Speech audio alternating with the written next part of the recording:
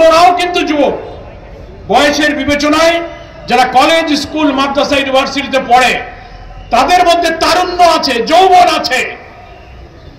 সব মিলে কেউ লেখাপড়া শেষ করেছেন, কেউ কর্মজীবনে গিয়েছেন, কেউ বেকার আছেন, কেউ কোনোভাবে জীবন জীবিকা নির্বাহ করছেন।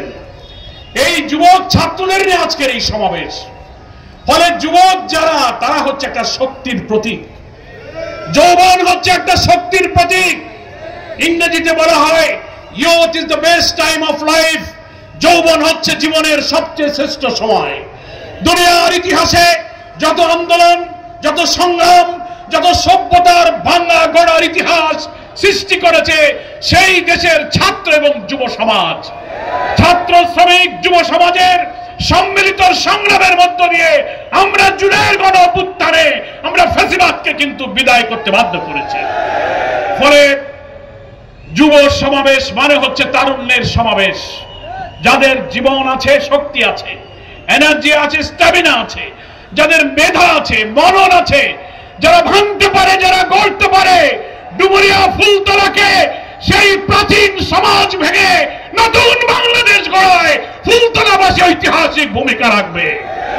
সেই জন্য আমি ফুলতলার যুবক ছাত্রদের বলতে চাই, তোমরাই এবারের নির্বাচনে 12 কোটি ভোটারের 4 কোটি নতুন যুবকরা এবার নতুন ভোট দেবে। তাহলে কি হলো?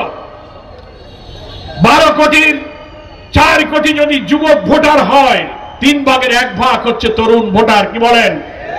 ফলে তরুণ ভোটাররা এই বাংলাদেশকে বদলে দিতে চায়।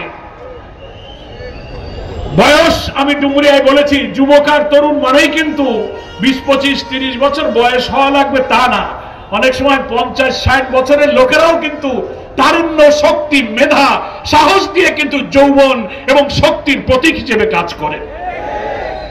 ফলে যৌবন এবং তারুণ্য মানে হচ্ছে শক্তি, তারুণ্য মানে হচ্ছে সংগ্রাম। তারা হচ্ছে অনুপ্রেরণার উৎস। ভয়, ভীতি, বাধা, বিপত্তি, অপ্রতিরোধ্য দুর্জয় শক্তি নিয়ে, মৃত্যু ভয়হীন চেতনা নিয়ে তারা সত্যের সংগ্রামে এগিয়ে যায়। তারাই হচ্ছে তরুণ যুবক। তরুণ যুবকেরা তোমরা জেগে ওঠো। কলেজ, বিশ্ববিদ্যালয়, স্কুল থেকে পাশ করে, মাদ্রাসা থেকে পাশ করে যারা বেরোবে, এক হাতে সার্টিফিকেট থাকবে, আর এক হাতে আমরা প্রত্যেককে চাকরি দেব। যদি চাকরি দিতে না পারি, যুবকদের বেকার ভাতা আমরা দেব। এটা হচ্ছে সমৃদ্ধ নতুন মানবিক বাংলাদেশ। ফুলতলার যুবক ভাইদেরকে বলবো, তোমরা ঐক্যবদ্ধ থাকো। যারা এবার নতুন তোমরা ভোট দেবে, ছাত্র যুবকরা, নতুন বাংলাদেশ না গড়লে আমাদের নেতারা বলেছেন ওই চাঁদাবাজ, মস্তান, খুনি যারা বেবি স্ট্যান্ড থেকে, রিক্সা স্ট্যান্ড থেকে, বাদাম ব্যাপারীর কাছ থেকেও তারা চাঁদা তুলে খাইতেছে। এই বাংলাদেশ কি আপনারা আবার দেখতে চান? 3টা দল দেশ শাসন করেছে, আমরা আর পুরনো জিনিস দেখতে চাই না। আমিরে জামাত ওই দিন বলেছিলেন আমরা ফ্যাসিবাদের বিরুদ্ধে সংগ্রাম করেছি, এখন হচ্ছে আমাদের দুর্নীতির বিরুদ্ধে সংগ্রাম।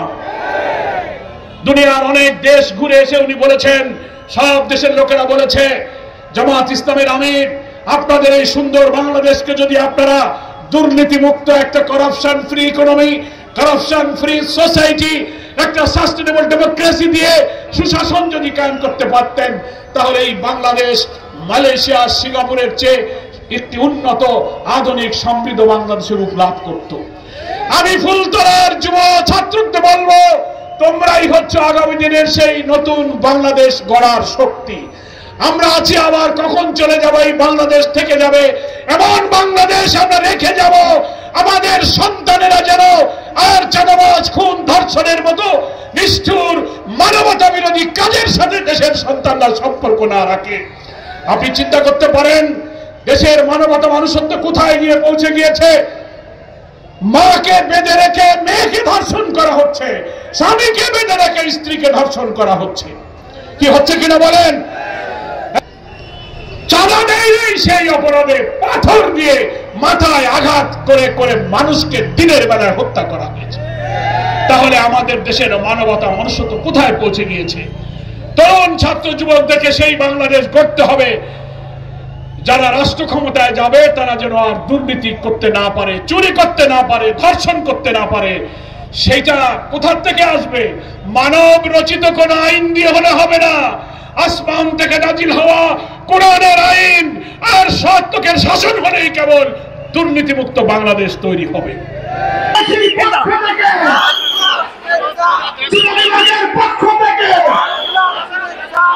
২০ সালের জুলাই আগস্টে যারা নিজের জীবন দিয়ে, যারা রক্ত দিয়ে প্রত্যেক মণ্ডপে ১,০০০ টাকা করে তিনি অনুদান দিয়েছেন।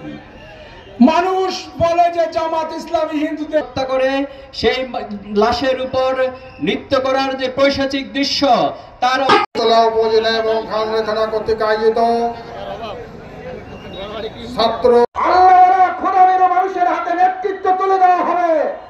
আল্লাহ বলেন আল্লাহু মাখরাজান, তোমার ওই সমস্ত ভাইদের প্রতি আমার আন্তরিক শুভেচ্ছা, ভালোবাসা এবং অভিনন্দন। আমরা বাংলাদেশকে অনেক ভালোবাসি, কিন্তু এই বাংলাদেশকে নিয়ে অনেক ষড়যন্ত্র করা হয়েছে। অংশগ্রহণের তৌফিক দিয়েছেন, আমরা আল্লাহর শুকরিয়া আদায় করি। এদের কর্মসংস্থানের ব্যাপার আমি শফিকুল ইসলাম মাসুদ, আব্দুর রহিম, আব্দুল জব্বার, আব্দুল করিমের পক্ষে সজীবের ক্যামেরায় হাতগুলো বন্দি করে কালকে আমাদের দিন এই হাত। আসসালামু আলাইকুম ওয়া রাহমাতুল্লাহি ওয়া